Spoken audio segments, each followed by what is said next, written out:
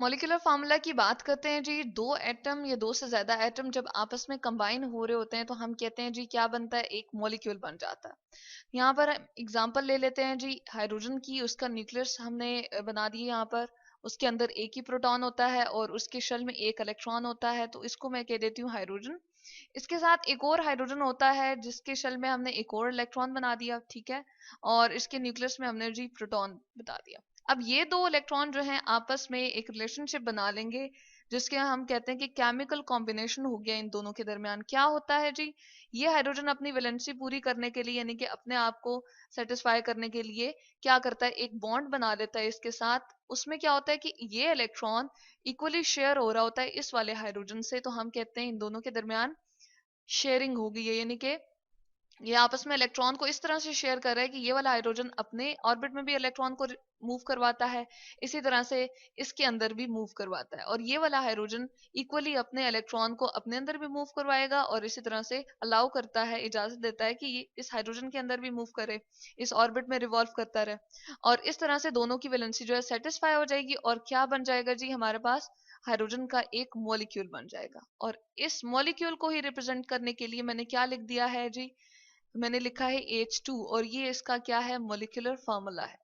और molecular formula हमें क्या बताता है, एक्चुअल नंबर ऑफ एटम्स को बताता है। यानी कि एक मॉलिक्यूल की जो हम रिप्रेजेंटेशन यहाँ पर बता रहे हैं H2, इससे क्या पता चल रहा है कि इसके अंदर दो H हैं, यानी कि दो हाइड्रोजन एटम्स यहाँ पर मौजूद हैं और इन दोनों ने आपस में बॉन्ड बनाया है और क्या बन गया जी, एक मॉलिक्यूल बन गया।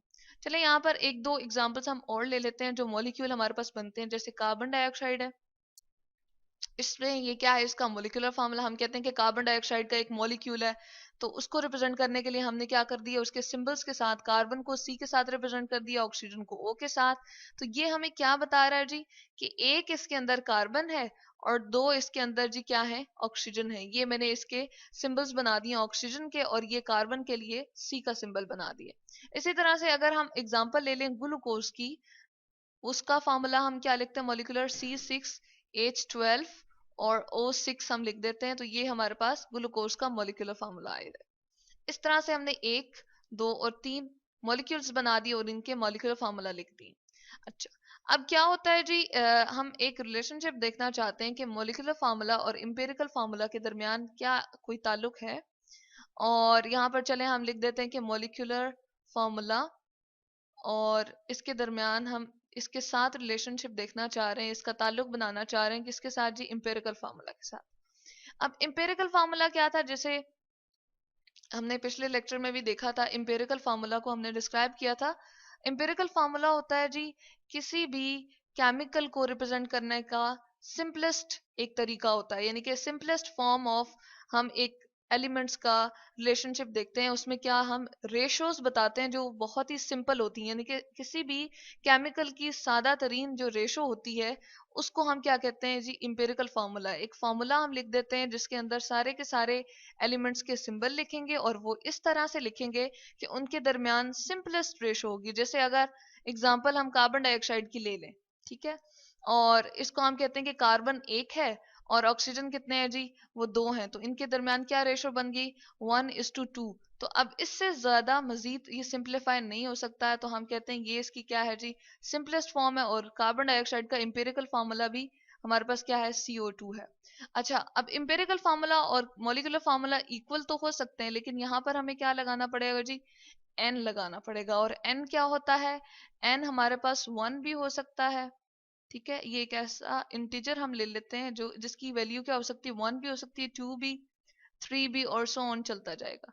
तो तब जाके आपके पास मॉलिक्यूलर फार्मूला जो है वो किसके इक्वल हो जाएगा, इंपेरिकल। यानी कि इंपेरिकल फार्मूला और मॉलिक्यूलर फार्मूला के दरमियान रिलेशनशिप क्या है, molecular formula is equal to n times to the empirical formula. अब हम ऐसा करते हैं कि चलें कार्बन डाइऑक्साइड की एग्जांपल यहाँ पर ले लेते हैं। कार्बन डाइऑक्साइड का हमने जिस तरह इंपेरिकल फार्मूला हमने कहा है कि इसमें सिंपलेस्ट जो रेशो बन रही है, इनके सिंपलेस्ट सादा तरीन जो इसके दरमियान में निस्बत बन रही है वो क्या है, 1:2।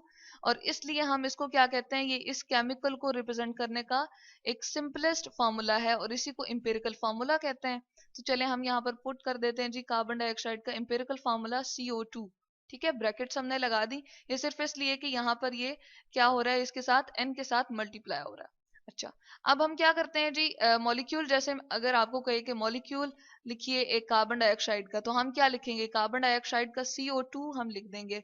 तो हम यहाँ पर मॉलिक्यूलर फार्मूला जब बताते हैं इसका कार्बन डाइऑक्साइड का, तो इसके लिए हमें n क्या लेना पड़ेगा जी, 1 लेना पड़ेगा। क्यों n 1 लेना पड़ेगा, क्योंकि यहाँ पर इंपेरिकल फार्मूला और जो आपके पास केमिकल फार्मूला बन रहा है वो क्या बन रहा है जी, हमारे पास दोनों ही सेम बन रहे हैं, उनके दरमियान कोई इतना ज्यादा फर्क नहीं है। तो चले हम इस इक्वल के साइन को थोड़ा सा यहाँ पर करके लिख देते हैं, और यहाँ पर आ जाएगा जी molecular formula of carbon dioxide भी हमारे पास क्या बन रहा है, वो CO2 बन रहा है।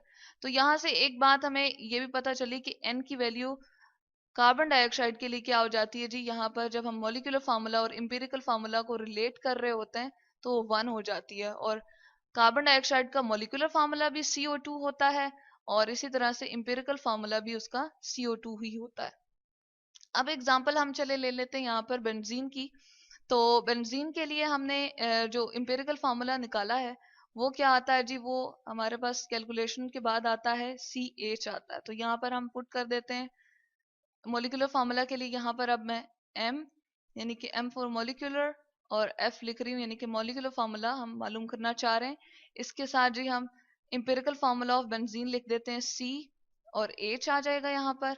अब इसमें जो इसका मॉलिक्यूलर फार्मूला था वो क्या निकला था, C6 और H6। तो यहाँ पर N की वैल्यू हमें क्या पुट करना पड़ेगी जी, 6, ठीक है। और ये 6 जो है वो इस कार्बन के साथ भी मल्टीप्लाई कर रहा है और इस हाइड्रोजन के साथ भी। तो जब इसका मॉलिक्यूलर फार्मूला लिखेंगे तो वो ये जो 6 होगा इसके साथ मल्टीप्लाई करके इसके सबस्क्रिप्ट में यहाँ चला जाएगा C6 और H6। तो बेंजीन का जो मॉलिक्यूलर फार्मूला बनेगा वो क्या होगा जी, हमारे पास आ जाएगा वो C6H6। तो इस तरह से हमने बेंजीन का मॉलिक्यूलर फार्मूला यहाँ से निकाल लिया। जबकि इसका इंपेरिकल फार्मूला जिसमें सिंपलेस्ट रेशो ऑफ कार्बन और हाइड्रोजन क्या आ रही थी, चले हम यहाँ पर साइड पे लिख देते हैं, 1:1 आ रही थी। तो अब हम देख लेते हैं कि क्या मॉलिक्यूलर फार्मूला से भी उसकी सिंपलेस्ट फॉर्म ऑफ रेशो हम बना सकते हैं। तो इस तरह से यहाँ पर आ रही थी 6:6, क्योंकि 6 कार्बन एटम है हमारे पास और 6 हाइड्रोजन एटम है। तो हम इसको सिंप्लीफाई कर सकते हैं 6 के टेबल से, और इसके दरमियान जो सिंपलेस्ट रेशो आ जाएगी वो 1:1 आ जाएगी। तो इस तरह से हमने इंपेरिकल फार्मूला भी यहाँ से निकालने की कोशिश की है। तो मॉलिक्यूलर फार्मूला और इंपेरिकल फार्मूला को हम किस तरह से जी रिलेट कर सकते हैं, हम कह सकते हैं molecular formula is n times to the empirical formula. तो यहाँ पर हमने इंपेरिकल फार्मूला और मॉलिक्यूलर फार्मूला को भी रिलेट कर लिया, और मॉलिक्यूलर फार्मूला को भी देख लिया कि वो क्या बताता है, एक्चुअल नंबर ऑफ उसके एटम्स को बताता है। यानी कि अगर कोई केमिकल आप ले रहे हैं तो उसके अंदर एक्चुअली कितने एटम्स इन्वॉल्व हैं